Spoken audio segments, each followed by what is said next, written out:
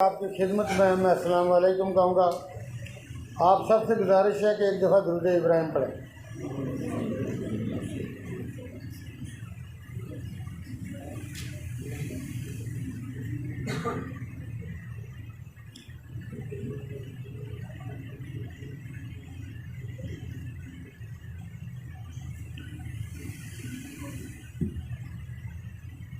इस वक्त आप सब लोग मीडिया वाले इस बात से बाखबर हैं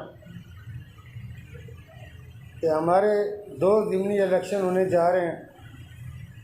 एक मीरपुर सिटी का हल्का जहाँ पे हमारे सदर रियासत जनाब बैरिस्टर सुल्तान महमूद चौधरी साहब ने अपनी जो सीट छोड़ी है, वहाँ पे उनके साहबजादे यासिर सुल्तान इलेक्शन कॉन्टेस्ट कर रहे हैं और हम बड़े क्वाइट ऑप्टिमिस्टिक हैं कि उनकी पोजीशन बड़ी अच्छी नज़र आ रही है हमें।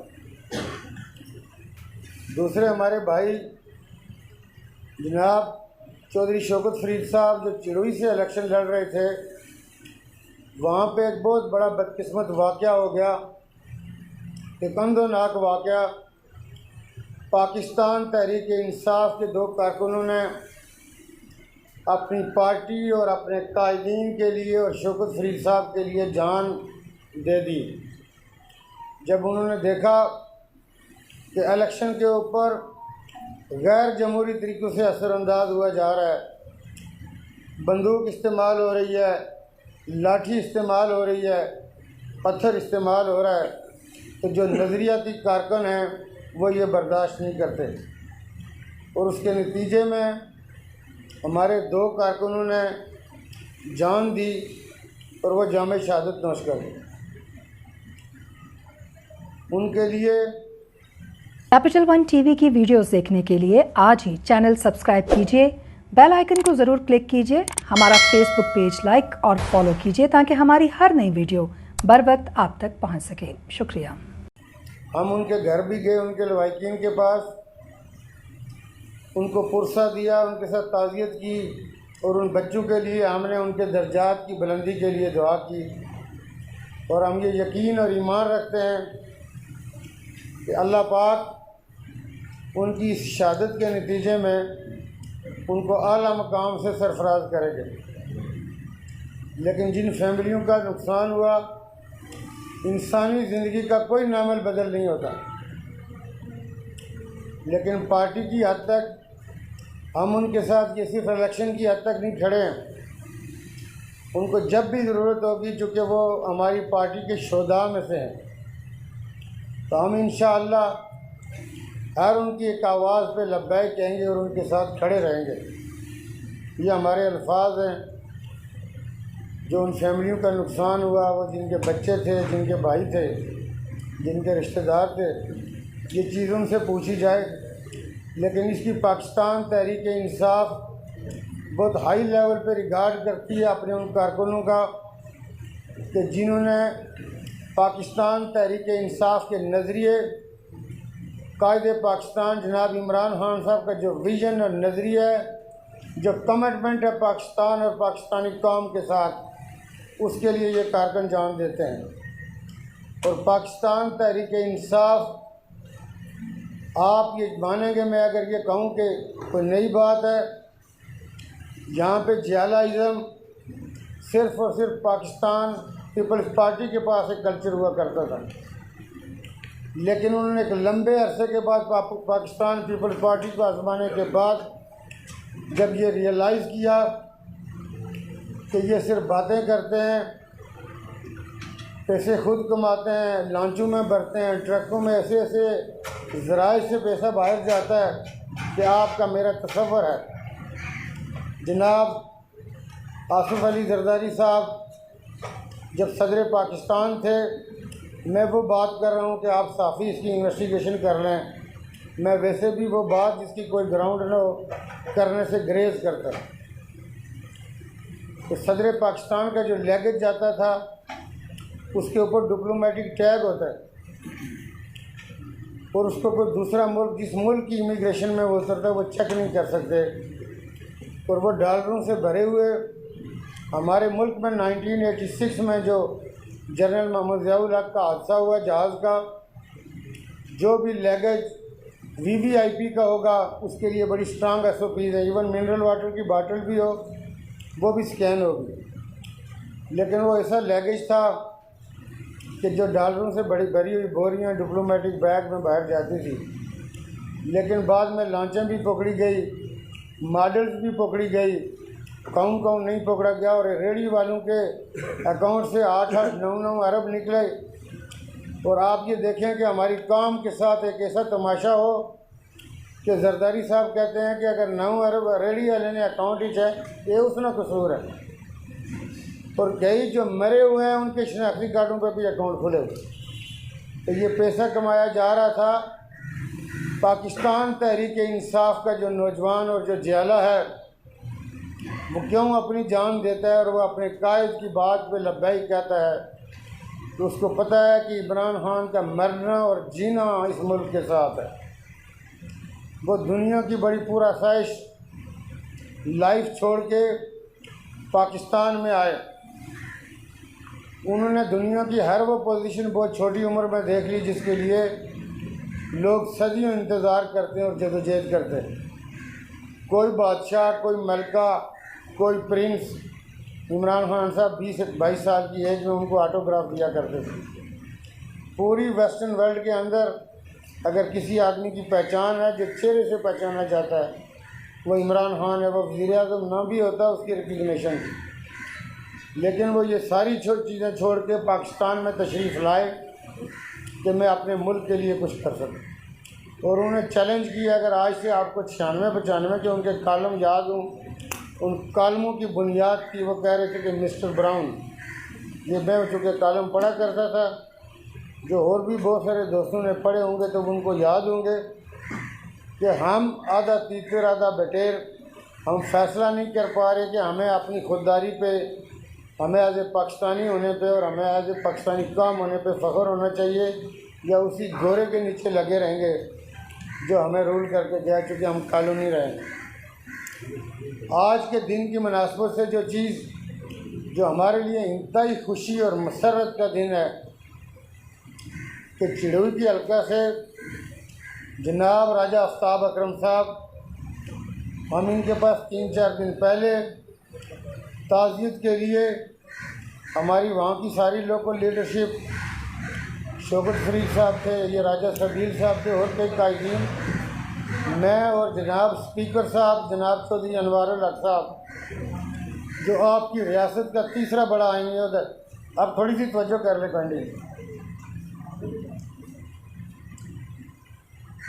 रियासत का तीसरा बड़ा होता है। तो जनाब इज़्ज़त महाब चौधरी अनवारुल हक साहब भी हमारे साथ थे। उन्होंने सियासी प्रोग्रामात में तो शिरकत नहीं की, लेकिन राजा आफ्ताब अकरम साहब के घर गए, हम इनके साथ बैठे, हमने इनके साथ ज़ोराना किया। फिर उसके बाद हमारे जो जूस के प्रेसिडेंट है राजा सबील साहब, हम इनके पास भी गए, क्योंकि राजा आफ्ताब अकरम साहब की और राजा सबील साहब की बड़ी करीबी अजीज़दारी, जो सियासी कमिटमेंट्स होती हैं, लॉन्ग कमिटमेंट्स होती हैं, वो राजा आफ्ताब अकरम साहब ने बड़ी निभाई है। मेरा ख्याल है अगर मैं गलत नहीं हूँ तो शायद 40-45 साल की इनकी रफ़ाकत। खैर बात क्या कि जब हम इनके पास वहाँ पे गए, मैंने भी, मंसूर साहब ने भी, चौधरी साहब ने भी, हमने कोई कसर नहीं छोड़ी इनको इमोशनल करने में कि राजा साहब आज ही फैसला करो, टाइम घट है। फिर राजा साहब की ज़रा नवाजी है, ये यहाँ पे तशरीफ़ लेके आए, यहाँ भी हमारी इनके साथ बातचीत हुई और इन्होंने कहा कि मैं इंशाल्लाह बोल्ड स्टेप लूँगा। चिड़ोई की सीट पाकिस्तान तहरीक इंसाफ के 2 शोधा अपनी जानें दे चुके हैं। हम ये समझते हैं कि इस वक्त पाकिस्तान तहरीक इंसाफ के लिए ये सीट जीतना इंतहाई अहमियत की अमल है। रात को भी शौकत फरीद साहब और राजा सबील साहब और इनके 2-4 और साथी, अब अंदाज़ा लगाएं जब आप लोग गए थे तो 2:30 बजे हम बैठे हुए थे। तो ये उन लोगों के लिए पैगाम है जो उधर बंदे लेके गए, उन्होंने कहा जी साड़ी क़यादत हफ्ता रहेगी, तो हफ्ता ना रहे 12 दिन रहे। ये जो चीज़ हम उनको वाज़े करना चाहते हैं कि ना वो सोटी चलने देंगे ना डांग चलने देंगे, असले का तो तसव्वुर कोई भूल जाए। मैंने चिड़ोई में भी ये कहा था कि हम जमहूरियत पसंद लोग हैं, जमहूरी रवायात पर यकीन रखते हैं। हर आदमी को जमहूरी रवायात के अंदर रहते हुए सियासत करने का हक़ है, उसको अपने नज़रिए के प्रचार करने का हक़ है, वो ज़रूर करे। लेकिन अगर कोई आदमी रस्सागिरी के थ्रू किसी पोलिंग स्टेशन को टेक ओवर करके वो ठप्पे लगवाने की कोशिश करेगा, या जो वो हमारे ओवरसीज़ पाकिस्तानी हैं जिनकी आईडी या वो आईडी जो लोग मर चुके हैं उनके भी वोट पोल हो रहे हैं, तो ये हम आपको मीडिया के थ्रू इलाके के अवाम तक ये बात पहुँचाना चाहते हैं कि इसका कोई तसव्वुर नहीं होगा। जैसा वहाँ से वो जिसने कहा था ना कि हम इंसान है तुम्हारे जैसे, जैसा तुम करोगे वैसा हम करेंगे। हम इस सरजमीन के रहने वाले हैं। कोई आदमी सोटी डांग और बंदूक के ज़ोर पे न ठप्पे लगवा सकेगा न वोट ले सकेगा।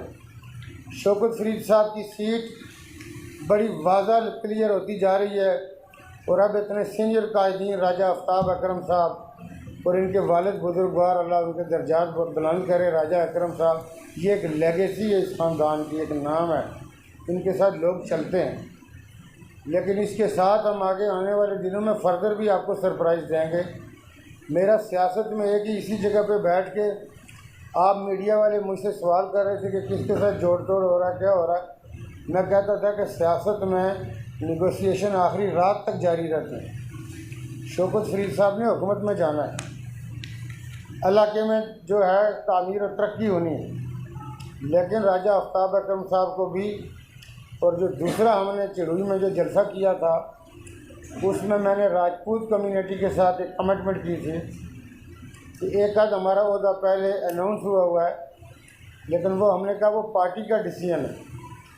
जो आपकी सियासी महरूमियाँ हैं वो दूर करने के लिए हम आपको अपने अल्फाज देते हैं कि राजपूत अपने आप को डिप्राइव नहीं समझेंगे, कि उनको उनका सियासी हक़ नहीं मिला। मैं बाज़ औक़ात ज़िमनन लोगों की समझ के लिए करनी पड़ती है।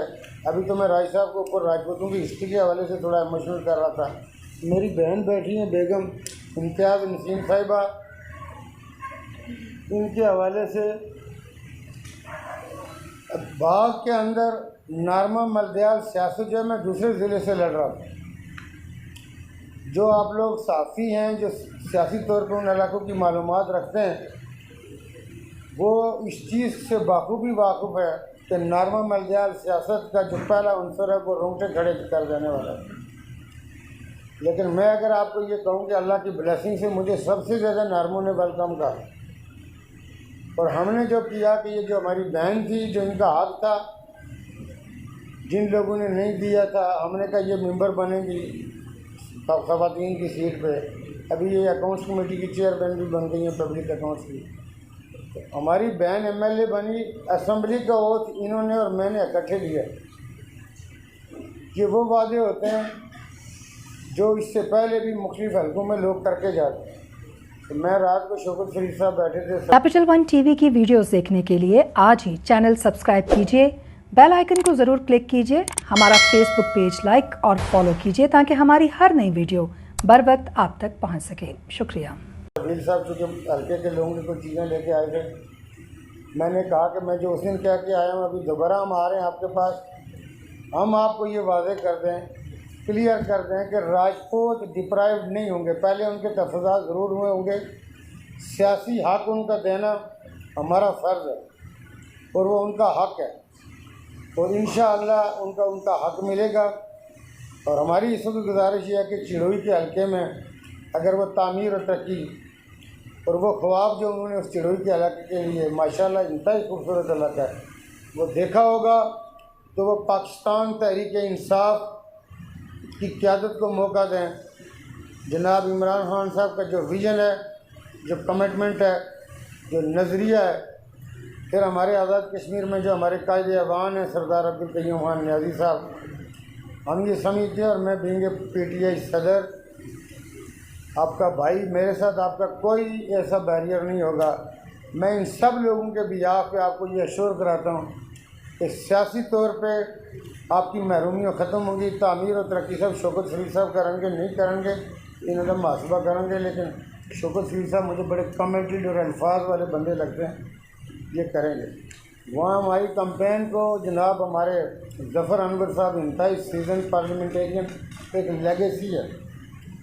मतलब महाराजा के ज़माने में इनके दादा 1934 में महाराजा की असम्बली के मेंबर थे। इस ख़ानदान की एक लेगेसी है, अपनी स्ट्रेंथ है।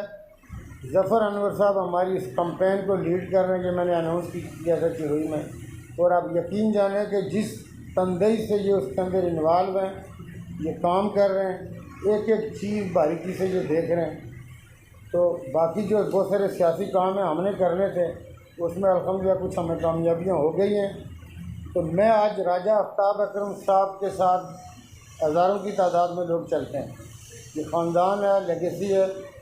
तो हमने ये कहा था कि आप यहाँ पे शमूलियत कर लें। बाकी जो आपके लोग यहाँ नहीं आ सके, जो इनके कुछ साथी यहाँ आए हुए हैं, उनके राज साहब खुद बयान देंगे, उनके नाम बताएंगे। लेकिन जो चीज़ मैं आपके साथ शेयर करना चाह रहा था कि आज से जो पहले काम कर रहे थे, कुछ काम है जिनको अभी हम स्टेज पे डिस्क्लोज़ नहीं करना चाह रहे। ये आपको यकीन दिलाते हैं, लाज ऊपर वाले ने रखनी है। हमने जो अल्फाज कह दिए हैं, हम कोई वली नहीं है, तो न कोई वली कामिल होने का दावा है, लेकिन उसके एक आम आजिज़ इंसान है। तो मुझे अल्लाह पाक की बारगाह से पूरा यकीन है कि ये जो सीट का हमने दावा किया है कि सीट इंशाअल्लाह पाकिस्तान तहरीक इंसाफ की होगी। और शौकत शरीफ साहब हमारे वहाँ से मेंबर लेजिस्लेटिव असम्बली होंगे, और आप देखेंगे कि कितने मार्जिन से हम ये सीट जीतेंगे। हमारे उस हल्के के अंदर ज़्यादती हुई है, इसके 2 बच्चों का नहीं है। हमारे वहाँ पे एक चौधरी आबद कैंडिडेट हैं, उनके साथ जो हुआ 3-4 और हैं। एक डॉक्टर साहब है, किसी को नहीं छोड़ा गया, किसी भी शीशा पान सकने सन, किसी भी गड्डी पान सकने सन। मैं सियासत में, चूँकि मेरे साथ भी ये होता रहा, मैं इन चीज़ों को कोई मुनासिब नहीं समझता, क्योंकि जमहूरी रवायात के अंदर एक दूसरे को बर्दाश्त करने का नाम जमहूरियत है। अगर एक आदमी पत्थर मारे और आप भी पत्थर मारें तो वो बात नहीं होती। जमहूरियत में बर्दाश्त होती है। आपको मुझसे इख्तलाफ हो सकता है, आप अपनी पार्टी के नज़रिए पर लड़ें, ये बात बिल्कुल ठीक है। लेकिन मैं ये गुजारिश कर लूँ, मैंने उस दिन भी की थी, चूँकि बात बातें रिकॉर्ड पे लानी ज़रूरी होती है। जिसको बहुत ज़्यादा ये कुछ करने का शौक़ होता है, उसके सारे जवाब हर सियासी पार्टी के पास मौजूद हैं। और पाकिस्तान तहरीक इंसाफ भी इस तरह की चीज़ों से निपटने की, वो सडन हादसा हो गया, हमारे बंधु पे अटैक हो गए, हमारे बच्चे शहीद हो गए। लेकिन अब अगर किसी ने ऐसी जुर्रत की तो शायद वो जवाब बर्दाश्त न कर सके। इसलिए हमारी गुजारिश ये है कि जमहूरी तरीक़ों से इलेक्शन लड़ें, पुरअमन तरीके से लड़ें, तो वो सब के फ़ायदे में होगा। ये सीट इंशाअल्लाह पाकिस्तान तहरीक इंसाफ की है। और आज के दिन की मुनासबत से जो मैंने पहले कहा कि राजा आफ्ताब अकरम साहब की सूरत में एक बड़ी स्ट्रेंथ मिली है पाकिस्तान तहरीक इंसाफ की, और इंशाअल्लाह ये स्ट्रेंथ आगे बढ़ेगी। और आप इसको देखेंगे आइंदा 2-4 दिनों में इस स्ट्रेंथ के क्या नतीजे होते हैं। तो मेरा ख्याल है मैंने काफ़ी बात कर ली है। सदर तहरीक इंसाफ जनाब सरदार तनवीर इलियास खान साहब स्टेज पर तशरीफ़ फरमा। तहरीक इंसाफ के अहदेदारान, मिनिस्टर साहिबान, चूँकि ये बड़े 66 साल, सरदार साहब मेरी उम्र 66 साल हो गया और मैं उस वक्त से मुस्लिम का मसला हूँ। और ये बड़ा मुश्किल है, मुस्तक़बिल तहरीक इंसाफ में थोड़ा बात रह जाएगी। मैं प्रेस के नुमाइंदान मेरे साथ तशरीफ़ लाए हुए मेरे इंतहाई काबिल एहतराम बुजुर्गों, भाइयों, दोस्तों, सरदार साहब मेरे घर तशरीफ़ ले गए। मुझे इन्होंने जमात में शमूलियत की दावत दी। ऊपर एक साहब फरमा रहे थे कि शायद इससे पहले कोई दावत ना मिली हो। मैंने कहा मुझे बहुत दावतें मिली, लेकिन जमात को छोड़ना मेरे तस्वर में नहीं था। मैं सोच भी नहीं सकता कि ज़िंदगी में मैं कभी जमात से अलग होऊंगा। मेरे वालिद मोहतरम की वफात को हुई और मुसलमान के झंडे में उनके को दफन किया गया। मेरी भी ख्वाहिश थी कि मेरी भी जब वफात हो तो मुसलमान के झंडे में हो, लेकिन मैं नहीं समझता ये मेरी बस किस्मती है या उन लोगों की है जिन्होंने ये मेरी ख्वाहिश पूरी नहीं होने दी और ऐसे हालात पैदा किए, एक दफ़ा नहीं 20 दफ़ा 10 दफ़ा। ये हम 2001 से सरदार साहब एक मुस्लिम कॉन्फ्रेंस की 10 साल हुकूमत रही, 10 साल पीपल पार्टी की हुकूमत रही, 5 साल नून की रही। और ये जो मेरे साथ साथी आए हैं ये नुमाइंदगी हैं ये, लेकिन इससे ज़्यादा नुमाइंदगी और अल्लाह के फजल करम से बहुत जो है ना, हम ये नहीं दावा करते हैं कि हम पहाड़ जो है ना उड़ा देंगे, आसमान नीचे ले आएंगे। हम कारकुन हैं, ये हाजी करीम साहब की टीम है, ये जिसके साथ होती है इंशाअल्लाह ताला उसको कामयाबी होती है। मैं खुद में दुआ थी इस इलेक्शन में, 2 दफ़ा मेरी सीट के चांस थे 100% जीतने के, लेकिन मेरी जमात वालों ने पता नहीं किन वजूहत के बना नीचे पीछे किया और सीट किसी को तोहफे में दे दी। ये चौधरी यासीन मैं यहाँ सबके सामने दब से कह सकता हूँ, एक इलेक्शन 90 से लेकर 16 तक 21 तक 21 होगी, एक इलेक्शन चौधरी यासीन अपनी हिम्मत से इलेक्शन नहीं जीता। जो इलेक्शन जो यासीन ने जीते वो हमारे कायदीन मुस्लिम कॉन्फ्रेंस के नून लीग के कायदीन ने उसको ऐसे हालात पैदा करके दिए हल्के में कि आओ तुम जीतो और वो सीट जो है वो थाली में रखो उन्हें तो फिर मैं चौधरी यासीन को दे रहे हैं। आज सरदार साहब हमने जो साथियों ने बात कर श्री लहर जाने के बाद हमने जो साथियों ने फैसला किया, ये हम कोई किसी चीज़ की मैं ज़रूरत नहीं है। मुझे साथी मेरे अजकम साथी मेरे साथी नहीं है, ये 21 साल से बल्कि 26 साल से जो है ना ये इक़्तिदार से बाहर बैठे हुए हैं। सरदार साहब वैसे हुकूमत किसी की हो दूसरे की हो तो वो पोजीशन देखना बहुत आसान काम है। मुस्लिम कौम की हुकूमत हो सीट हमने कामयाब की 2006 में, लेकिन वहाँ पर पोजीशन में रही। 184 का दरवाज़ा भी हमने क्रॉस किया, लेकिन अल्लाह के फजल करम से मैं सलाम करता हूँ अपने हाजी करीम साहब के उन साथियों को, अपने साथियों को कि जिन्होंने इक़्तिदार को नहीं देखा, अपने साथी मफाद को नहीं देखा, लेकिन हाजी करीम साहब के साथ कल के साथ खड़े। आप भी टिकट जारी हुआ और मुस्लिम सारी मुस्लिम जो है हमारे घर के साथ खड़ी रही और अल्लाह के फजल करम से हमने जो ना साबित किया कि मुस्लिम कहाँ है। ये जो एक मेरा शामिल होना मुस्लिम छोड़ना, ये मेरे लिए लफाज क्या ना मेरे लिए बड़े मुश्किल बात है, लेकिन मैं एक मिशन के लिए हमारे साथी और हम सामने एक मिशन के लिए आज की तहरीक साहब को जानकारी ये नहीं कि आपकी हुकूमत है, हमें कोई लालच नहीं है, काम का लालच नहीं है। हम अल्लाह के फजल करम से जो मकामी मामलात हैं आप लोगों के, हम सुबह से शाम तक वो काम करते हैं। तो अमीर की तरक्की जो वो होगी किस्मत के साथ होगी वो आपने गए हल्के में।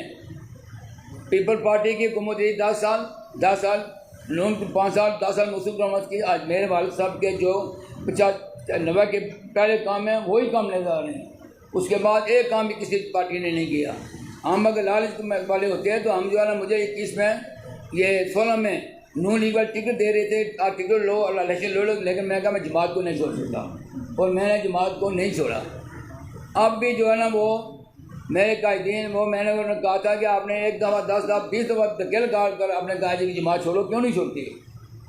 और मैंने कभी तस्वीर नहीं किया। आज ये मेरी बदकिस्मती है या उनकी है कि मुझ सा बंदा आज का घर बंदा वो जमात छोड़ने पर मजबूर है। ये किसी लालच की वजह से मैं आपके पास नहीं आया, कुछ नहीं मांगता मैं। हमारा एक मिशन है, कुछ सड़के को गंदा किया गया, हमारे लोगों का गंदा किया गया। हम इंशाअल्लाह ताला हमें कुछ नहीं चाहिए, वो अल्लाह देगा जो कुछ किसी को देगा, ना शौकीन साहब से कुछ चाहिए ना आपसे कुछ चाहिए। हमने उस हल्के को साफ़ करना है अल्लाह का फजल करम से गंदगी से, जो हमारे लोगों ने गंद फैलाया। और वो जो है ना वो एक जिसको ना अपने को पता ना दूसरे को पता, वो अपने बरादरी के मध्य कदर कर दिए।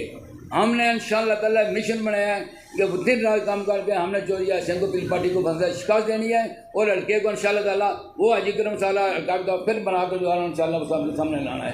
कैपिटल वन टीवी की वीडियोस देखने के लिए आज ही चैनल सब्सक्राइब कीजिए, बेल आइकन को ज़रूर क्लिक कीजिए, हमारा फेसबुक पेज लाइक और फॉलो कीजिए ताकि हमारी हर नई वीडियो बर वक्त आप तक पहुँच सके। शुक्रिया।